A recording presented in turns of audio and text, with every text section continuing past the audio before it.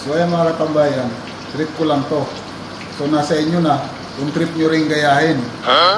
So ayan na nga mga katambayan, kung trip nyo rin matutunan to, panoorin nyo yung video. Ayan, tapusin nyo yung video mga katambayan. Naglagay ako dyan ng fresh ng hipon. Ayan. At gagamit ako dyan ng giniling na baka. Ayan. So kung hindi nyo naman trip ang giniling na baka mga katambayan, ay pwede kayo gumamit ng chicken. So ayan. Nagtadtad na nga din ako ng onion. Ayan. At syempre, kailangan din natin lagyan ng garlic. Ayan. So 3 garlic lang nilagay ko dyan mga katambayan. Dahil medyo malalaki naman yung garlic na nakuha ko. Ayan. Ayan, tatadtarin ko lang din yung garlic. Ayan, pagsamasamahin lang. Lamasin natin para mas madali siyang tadtarin. At saka gumamit nga din ako dyan mga katambayan ng seasoning. Ayan. Pero yung seasoning na ginamit ko dyan mga katambayan, ito yung steak seasoning. So, optional lang to mga katambayan. Pwede kayong gumamit dyan ng salt and pepper. Ayan mga katambayan. Gumamit na rin ako dyan ng oyster sauce. So, naglagay din ako dyan ng olive oil mga katambayan. So, optional lang din yan mga katambayan. Pwede rin kayo gumamit dyan ng cooking oil. Ayan. So, napaka-adjustable mga katambayan itong recipe na to.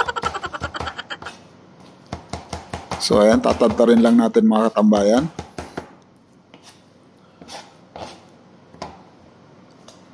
So, ayan. Na-mix na ng maigi yung ating giniling mga katambayan. Hugasan ko lang yung ating chopping board. Ayan. So ayan mga katambayan, baka may basher pa na magsabi na iisa lang ang ginagamit kong sangkalan. Abay, sa bahay lang po ako nagtatrabaho mga katambayan. Wala po ako sa hotel or wala ako sa restaurant. So wala pa kaming budget pambili ng pang color coding. So alam ko din naman yung color coding na tinatawag sa chopping board mga katambayan. Yun nga lang, wala lang talaga akong option. Ito lang talaga ang pwede kong gamitin. So ayan nga mga katambayan, ipagpapatuloy na natin yung ating recipe. Ayan. So ito mga katambayan, meron ako ditong 1 kalahating eggplant na lang. So wala na rin akong choice. So ito na lang din talaga ang gagamitin ko. So kung meron kayong mas malaki mga katambayan ay may mas mainam dahil pwede nyong i-roll para dito sa recipe natin na to. Pero dahil ito na lang, so pagtsatsagaan na natin to mga katambayan. So itatry natin i-roll kung kakayanin, pero pag hindi, siguro i-fold na lang natin. So ayan, ilatag lang natin para matimplahan natin to mga katambayan. So ang gagamitin natin ditong seasoning ay same lang din nung ginamit natin dun sa giniling. Ayan, dun sa ipapalaman natin. Ayan. So pwede na rin yung salt and pepper mga katambayan. Ayan. So lagyan nyo na rin ng konting chili powder kung meron para may konting kurot. Ayan. So ngayon ilalagay na natin mga katambayan yung mixture ng ating giniling. Ayan. So parang siomay lang to mga katambayan. Kaibahan lang ay hindi natin gagamitan ng siomay wrapper ito. So ang gagamitin natin ay eggplant. At saka hindi natin i-steam to mga katambayan dahil i-breadings pa natin to mamaya. Ayan. So, kakaiba ang ating recipe ngayon mga katambayan. So, sa totoo lang, napagtripan ko nga lang to gawin. Hindi ko pa to nagawa. Titingnan lang natin kung masarap ang kalabasan. So, sa pagpo-fold nito mga katambayan, tatry ko muna tong i-roll. Pag hindi kaya, fold lang to mga katambayan. So gagamitan muna natin ng toothpick kung kakayanin. Ayan, pero tatanggalin din natin mamaya yung toothpick mga katambayan at baka makain ng ating customer or ng ating boss. Ayan. So kaya siyang i-roll, pero hindi siguro lahat mga katambayan dahil maiksi yung eggplant na meron ako. So yan na lang kasi yung eggplant na meron ako. So pagtsatsagaan ko na yan mga katambayan. So, fast forward lang natin mga katambayan to dahil mahaba-haba ang video pag hindi natin ipa-fast forward yung pag-roll or pag-fold natin ito.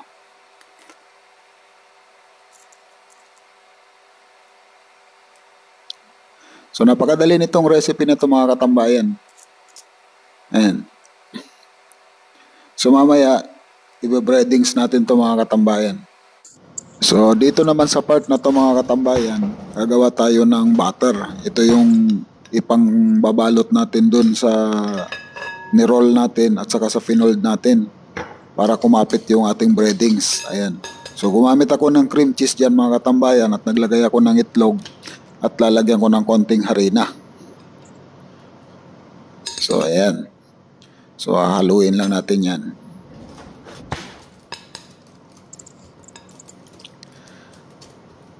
So, tansyahin na lang natin mga katambayan kung gaano karami yung ginawa nyo or yung ikukot nyo. Magdagdag na lang din kayo pag kulang. So, ito titingnan ko kung hanggang ilan ang kayang ibalot nito or ang kayang ikot nito. So, magdadagdag na lang ako mamaya mga katambayan. So, ginulong ko lang muna siya sa harina mga katambayan. Ayan. Bago ko siya babalutan nung butter na mixture na ginawa ko. Ayan. So, ayan. Harina. Ayan. Plus butter. Ayan. Yung parang mixture lang ng tempura mga katambayan. Pero ito, ang kaiba niya ay may cream cheese siya mga katambayan. So, hindi na rin ako nagtimpla dyan mga katambayan dahil ang cream cheese ay medyo maalat-alat na yan mga katambayan. So, tansyahin nyo lang din kung gaano karami yung cream cheese na nilagay nyo. Kung kailangan nyo mag-add ng salt, ay doon na lang kayo magdagdag mga katambayan. Ayan. So, yan. Naka-fold lang yan mga katambayan. So, yung toothpick mga katambayan, make sure lang na huwag nyong makalimutan tanggalin. Ayan. Pwede nyo tanggalin yan after nyong i-deep fry. Pero sa akin kasi tinanggal ko na. Baka makalimutan or baka hindi ko mapansin mamaya. Ay may serve ko na may toothpick. So ayan, pagpapatuloy lang natin mga katambayan hanggang matapos yung ating pagbe-breadings. Ayan. So, patapos na tayo mga katambayan. Dito naman tayo sa part ng pag-deep fry or pagpiprito. Ayan, pwede siyang deep fry or pwede namang wag masyadong marami yung mantika natin. So, sa part na to mga katambayan ay kailangan hindi po sobrang mainit at hindi po kailangan masyadong mahina. Dahil pag masyadong malakas, masusunog siya mga katambayan. Pag masyado namang mahina, ay matatanggal yung breadings natin mga katambayan. So, lagi po nating titingnan yung tamang temperature para hindi po nasisira yung ating piniprito. So, after kong iprito mga katambayan, i-oven ko to mga katambayan ng 15 minutes. Ayan. So, 180. Tapos 15 minutes yung naka-oven. So, ito sa serving time na natin mga katambayan, ayan. So, hindi nga ako makapag-decide dito mga katambayan dahil sa sobrang lalaki. Eh, hindi ko alam kung 3 ba o 2 ang ilalagay ko. So, ayan.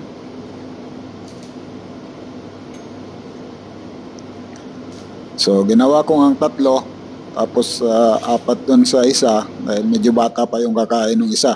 So, nilagyan ko na din mga katambayan ng side dish, naglaga ako ng broccoli, ayan,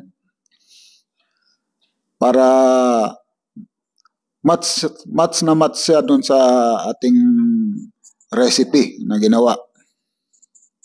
So, itong sauce naman mga katambayan, ang ginawa ko rito ay may pasta sauce ako or kung may tomato sauce kayo mga katambayan, ayan.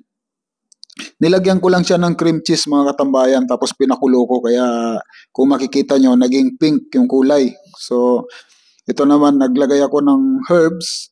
So dill ang available na meron mga katambayan. So any herbs na meron kayo mga katambayan, kung meron kayong spring onion, parsley, wag lang siguro yung coriander, medyo matapang. Ayan. So ayan mga katambayan, napakaganda oh.